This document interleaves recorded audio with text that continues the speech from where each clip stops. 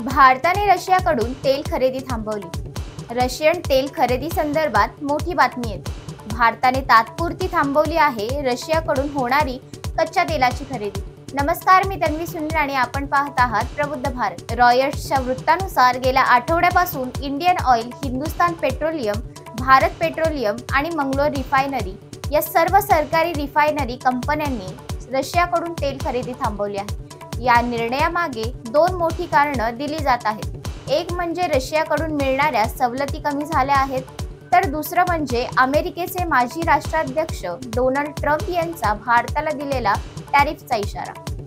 Donald Trump यांनी थेट भारतावर निशाणा साधत सांगितलं होतं की भारताने रशियाकडून तेल खरेदी थांबवावं आणि जर तसं केलं नाही तर भारतातून येणाऱ्या सर्व वस्तूंवर 25% आयात शुल्क लावलं जाईल। आता भारतीय रिफायनरी स्पॉट मार्केटवर अवलंबून आहेत, जिथे तात्काळ डिलिव्हरीसाठी खरेदी केली जाते।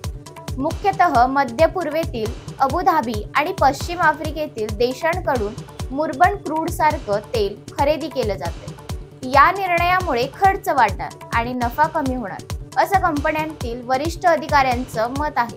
आता हे सगळं केंद्र सरकारशी चर्चेनंतर पुढे नेलं जाणार आहे।